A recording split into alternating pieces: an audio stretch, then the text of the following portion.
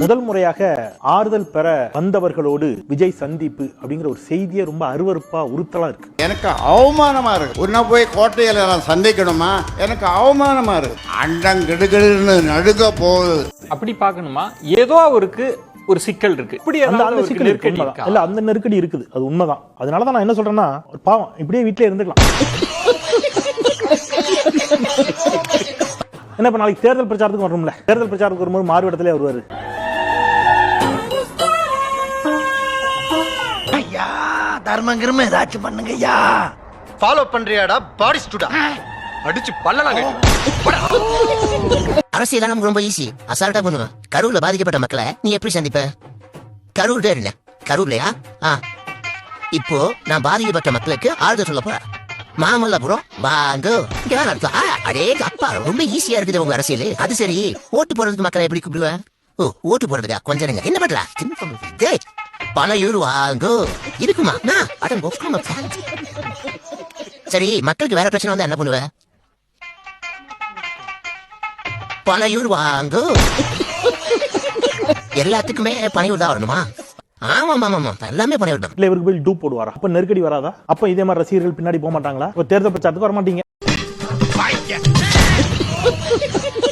ஒருவேளை நின்று நீங்க வெற்றி பெற்று எம்எல்ஏ ஆயிட்டீங்க, உங்க தொகுதிக்கு பக்கமே போக மாட்டீங்கல்ல? தொகுதிக்கு போனாலும் உங்க பின்னாடி ஃபேன்ஸ் வருவாங்கல்ல. தொகுதிக்கு போக கூடாது, வீட்லயே போட்டு தூங்குவீங்க. அப்படியா? நாம முன்னுக்கு வரணும்னா அப்புறம் நான் என்னங்க மனசு நின்னுங்க ஏறி மிதிச்சு போயிட்டே இருக்க வேண்டியதான். ஐயா சாமி, நீங்க முதலமைச்சராவே ஆயிட்டீங்க, சட்டப்பேரவை வருவீங்களா இல்லையா? இல்ல அதுக்கும் வீட்லயே இருந்துப்பீங்களா? பனையூர்ல வச்சு சட்டப்பேரவை நடத்துவீங்களா? இத பார்த்தா கேன மாதிரி தெரியுதா? என்ன பார்த்தா கேன மாதிரி தெரியுதா? நீங்க ஒருவேளை நாளைக்கு இந்த மாதிரி ஒரு கட்சி நிர்வாகி இறந்துட்டான்னா, கட்சி நிர்வாகி பணத்தை தூக்கிட்டு மாலையோட எல்லாரும் பனையூர் வரணுமா? போட்டோகிராஃபர் மட்டும் அங்க இருப்பாங்க, நீங்க மாலை போடுவீங்க, ஒரு போட்டோ எடுத்து பத்திரிகை கொடுத்துருவீங்க. அப்படியா? ஐயோ மகனே, அத பத்தி யோசிக்கவே இல்லை.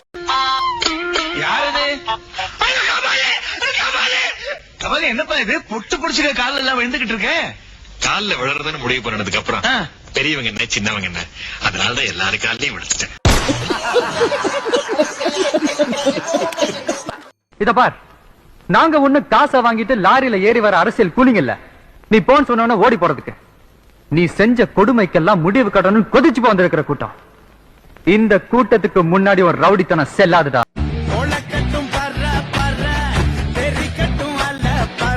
யாராவது மேல அதிகாரி ஊமத்துல எங்க இருக்கா? ஒரு கலவரத்தை வித்தியாசமா அடக்க போயிருக்காரு சொல்லு. தலைவரை பார்த்து முடிச்சதுக்கு அப்புறம் நான் சொல்றதுதான் நீங்க பேசணும். இந்த பேப்பர் இருக்க ஸ்கிரிப்ட் தான் நாளைக்கு பேச போறீங்க.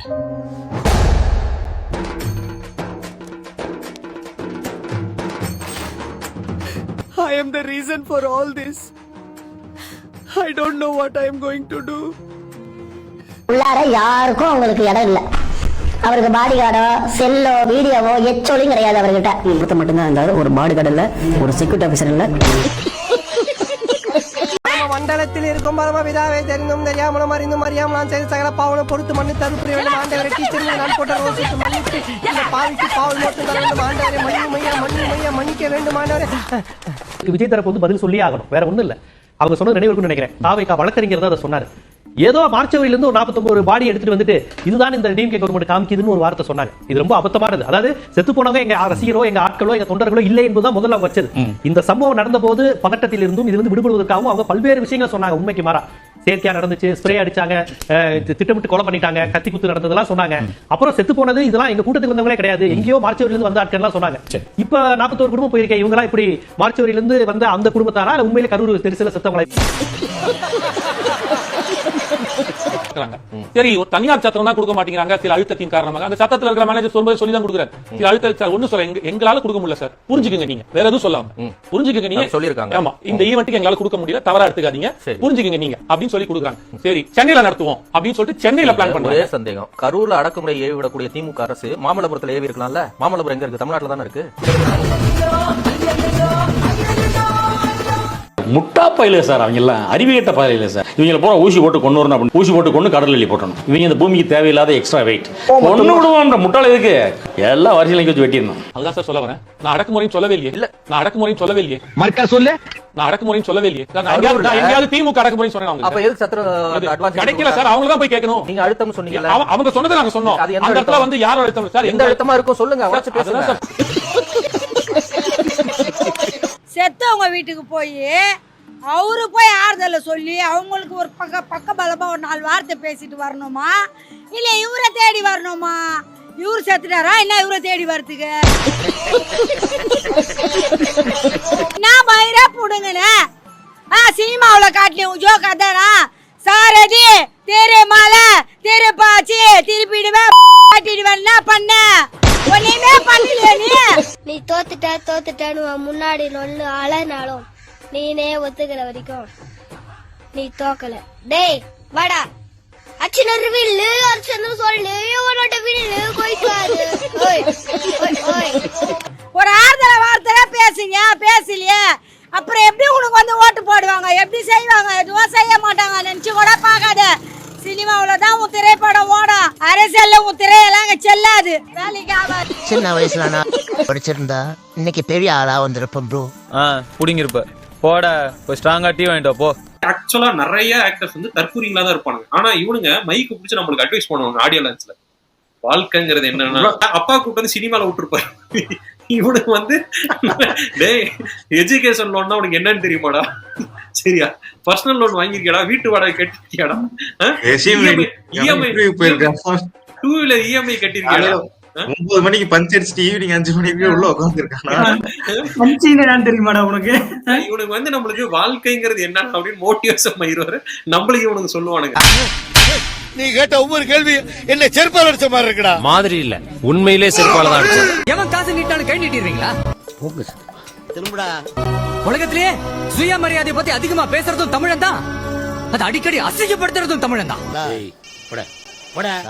8 பேர் போனா 8 பேருக்கு காலி உளுந்து மன்னிப்பு கேட்டாரு. மண்டலத்தில் இருக்கும் பரம பிதாவை தெரிந்தும் தெரியாமலும் அறிந்தும் அறியாமலாம் சரி சகல பாவனும் பொறுத்து மண்ணு தருப்புரிய வேண்டும் ஆண்டவரை டீச்சர். அவர் ரொம்ப இழைச்சு போய் தான் இருக்காரு. சாப்பிட்டாரா சாப்பிடலையா அது தெரியாது. பாவமா இருக்கிறியே, ஒரு டீயாவது சாப்பிடுறியா? ஐயோ, ரொம்ப கஷ்டப்பட்டு போயிட்டாரு. நம்ம எப்படி அழுவோமோ அந்த நேச்சர்ல தான் அழுதாரு. பாட்டுக்கு வேணா நல்லா இருக்கும். உங்க விஜய் உயிரென வரேன்னு சொல்லுவாங்க. ஆனா உயிரே போனாலும் வரமாட்டார் அப்படிங்கிறது தான் இன்னைக்கு நிதர்சன உண்மையா இருக்கு. அந்த மோட்டார் சுவிட்ச் போட்டுறா. என்ன போடுறேன்?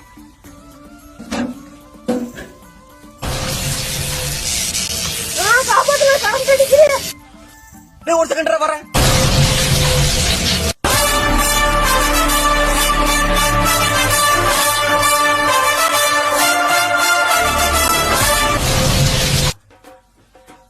ஏன்னா சுவிட்ச் அங்க இருக்குது, நீ இங்க இருக்கிற. அங்க போய் சுவிட்ச் ஆஃப் பண்ணாம எப்படின்னா இங்க இருந்தே கொடைக்காடு கரண்ட் ஆஃப் பண்ண. ஓடுற ட்ரெயினை உடனே நிப்பாட்டோம்னா சிவப்பு கொடி காட்டணும். அவசர உதவிக்கு ஆம்புலன்ஸ் கூப்பிடுறதுக்கும் தேவையான சமயத்துல கரண்ட் கட் பண்றதுக்கும் டிவிக்கு கொடியை காட்டணும். நல்லா இருப்படா போடா, உன்னெல்லாம் ஒண்ணும் பண்ண முடியாது. அப்படியா? சரி, இந்த கொடினால வேற என்ன யூஸ் இருக்குது? அப்படி கேளு. இந்த கொடி மட்டும் நம்ம கையில இருந்துச்சுன்னா தைரியமா கரண்ட் கம்பியில கூட துணி காய் போடலாம். மனுஷங்க நடந்து கூட போக முடியாத மலைவாழ் மக்கள் வாழ்ற கிராமத்துக்கு கூட அவங்களோட உதவிக்காக ஆம்புலன்ஸ் கொண்டு வர வைக்க முடியும். புரிஞ்சிருக்கும் நினைக்கிறேன். டிவி கேஃபார்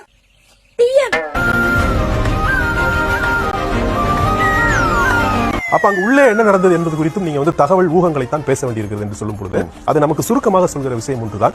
இந்த கரூர் பெருந்துயரத்தை பொறுத்தவரையில் விஜயும் அவரது கட்சியும் வதந்திகளில் குளிர் காய்வது என்று அவர்கள் முடிவு செய்து விட்டார்கள். என் நிலைமை ரொம்ப மோசமா இருக்குங்க. சொல்லவும் முடியல, மெல்லவும் முடியல. இப்போ இந்த ரெசார்ட்டுக்கு அழைத்து உங்களுக்கு வந்து ஆறுதல் சொல்லியிருக்கிறாரு. இது சொல்லும்போது இதுல எப்படி அவங்க வதந்திகளில் குளிர் காய்றாங்கன்னா, இன்னைக்கு 2 பேட்டிகள் நம்முடைய மனதை கசக்க செய்து விட்டது. இந்த எப்படிப்பட்ட ஒரு சமூகத்தில் நாம் வாழ்கிறோம். ஒன்று, ஒரு பெரியவர் என்ன சொல்றாருன்னா, என்னுடைய மகன் 19 மகன் இறந்துட்டான். ஆனா என்னை விட்டுட்டு, பெத்த தகப்ப என்னை விட்டுட்டு அந்த தாய், கண் தெரியாத தாயை சில பேர் வந்து அழைத்து கொண்டு வந்திருக்கிறார்கள். அந்த பணத்திற்கு ஆசைப்பட்டு அந்த பணத்தை பறித்துக் கொள்ள வேண்டும் என்பதற்காக என்னை உள்ளே விட மறுக்கிறாங்க என்று ரிசார்ட் வாசல் இருந்து சொல்றாரு. இன்னொருத்தர் என்ன சொல்றாருன்னா, இந்த காயம்பட்ட தன்னுடைய தாய் முதுகெலும்பே போயிடுச்சு, அவங்களால நிமிர்ந்தே உட்கார முடியாது அந்த கூட்ட நெரிசல்ல. அவங்க வந்து இவ்வளவு மோசமான நிலையில இருக்கிறாங்க. இப்படி மகாபலிபுரத்தில் உதவி தரதா சொன்னாங்க, வந்தா எங்களுக்கு ஒரு உதவி கிடைக்கும் நாங்க நம்பி வந்தோம், ஆனா வந்து எங்களை வந்து உள்ள விட மாட்டேன்றாங்க என்பது போல 2 பேட்டிகள் வந்து நமது மனதை வந்து கசப்படைய செய்து விட்ட, ஒரு வகையில் வேதனை வர செய்து விட்டதாக இருக்கு. நான் கூட எதிர்பார்க்கவே இல்லைங்க. Sorry idiots. ஒரு கெஸ்ட் அக்யூஸ்ட் மாதிரியா ட்ரீட் பண்றது சென்ஸ் இல்ல. நல்லா கேளுங்க. சாரி. அப்போ இவங்க ஏன் இதை வந்து ரகசியமா செய்யறாங்க அப்படின்னீங்கன்னா, அதன் மூலமாக இன்னும் மேலும் 2 ஆதாயங்கள். ஒன்று, இந்த மாதிரி யாராவது உதவி கேட்டு வந்தாங்க, காயமடைஞ்சிட்டோம் சொல்லி வந்தா அவங்களை வந்து அவாய்ட் பண்றதுக்கு வசதியா இருக்கு. நீங்க பகிரங்கமாக பொது வெளியில எல்லாரும் பார்க்கும்படி நடத்தினா இதுக்கு ஒரு பதில் சொல்ல வேண்டியிருக்கும். உருப்படுவீங்களாடா? உடம்பெல்லாம் புண்ணா போகுண்டா, புண்ணாக்குங்களா? உன்னதான் சொல்றாரு. தாவேக்காவினர் சொல்வது என்ன? அது அரசு காவல்துறையினுடைய அலட்சியம். உள்ளே வந்து சதி செயல் அரங்கேற்றப்பட்டது. இன்னும் அடித்துக் கொண்டார்கள், குத்தி கொண்டார்கள், கழுத்தை நெரித்துக் கொண்டார்கள் என்ற அளவிற்கு இவங்க வதந்திகளை பரப்பியிருக்கிறாங்க. சிபிஐ விசாரணை கேட்கும் பொழுது வந்து பாத்தீங்கன்னா எங்களுக்கு இவங்க மேல நம்பிக்கை இல்லை என்பது போல தான் போயிருக்காங்க. அப்போ இப்ப இந்த 41 உயிரிழந்தவர்களுடைய குடும்பங்களை விஜய் அழைத்து அவங்களுக்கு ஆறுதல் சொல்கிறார் என்று சொன்னால் அவர் தார்மீக பொறுப்பை ஏற்றுக்கொண்டாரா?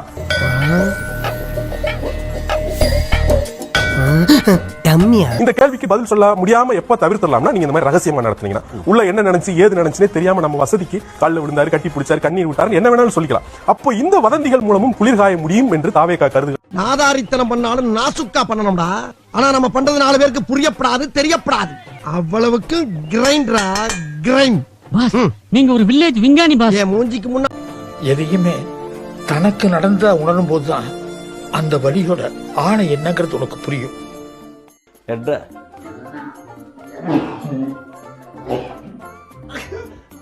கொஞ்சம் மேலவா, இங்க இங்க இப்படி வா, ஹைக்கு ஏறுவா.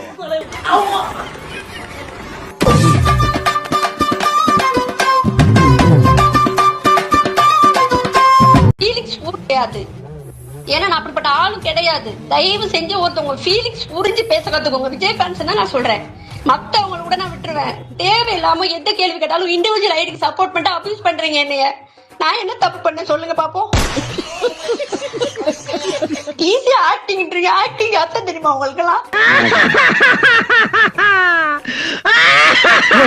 தங்கச்சி அவர் சிரிச்சுக்கிட்டு இருக்க உட்கார்ந்து விஜித். இல்ல ஒரு விஷயம், விமர்சனம் வேறங்க. அவ்வளவு ஆக்ட் பண்ணிட்டு இருக்காங்க இங்க. அவங்கள யாரும் கேள்வி கேட்கல. அழுதீங்கன்னா திருப்பி அதை கடன்ல தான் போடுவாங்க. ஏக்கா விடு விடுங்கக்கா. ஏக்கா இப்ப நீ விடுறியா? உனக்கு என்னக்கா? விடுக்கா, பிரச்சனையை விடு. நம்ம தானே, நமக்குள்ள இருந்தாலும் பேசிக்கலாம். பஞ்சாயத்து எல்லாம் விட்டுரு. இதையெல்லாம் நாங்க வசந்த மாளிகையிலேயே பாத்துட்டோம். இப்ப போய் பிலிம் காட்டிக்கிட்டு தண்ணியா குடி.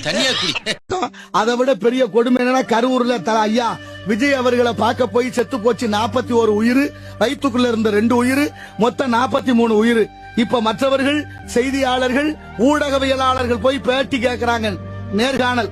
அதுல ஒரு அம்மா சொல்லுது, என் மகன் செத்ததுல எனக்கு வருத்தம் இல்ல, விசைக்காக செத்ததுனால எனக்கு ஒன்னும் பிரச்சனை இல்லை, நான் நல்லா தான் இருக்கேன், எனக்கு பெருமையாத்தான் இருக்கு. நான் தாயா இல்ல பேயான்னு தெரியல. எங்க போய் சொல்றது? முந்தி தவம் கிடந்து 300 நாள் சுமந்து தொந்தி சரிய சுமந்து பெற்று அந்தி மகளா சிவனை அர்ச்சித்து பாடியது. அப்படி பெற்ற அந்த பிள்ளையை இழந்து விட்ட தாய் கூறும் வார்த்தையா என்பதை சிந்தித்து பாருங்கள். ஒரு குழந்தையை இழந்து விட்டாலோ, உறவினர்களை இழந்து விட்டாலோ குறைஞ்சது 1 வருஷம் ஆகுது அந்த துயரத்திலிருந்து மீள்வதற்கு. அப்படி இருக்கும் இந்த காலகட்டத்தில் துக்கம் என்பது இல்லாமல் 10 லட்சமா, எத்தனை லட்சம், 20 லட்சமா, மொத்தத்துல இதுக்காக இப்படி பெத்த உள்ள போனா போகட்டும்னு சொல்ற அளவுக்கு முன்னேறி இருக்கிறோம்னா, இதுக்கெல்லாம் எங்க இருக்கு சிக்கல், எங்க இருக்கு உளவியல் ரீதியான நோய் அப்படின்னு நாம எல்லாம் யோசிக்கணும்.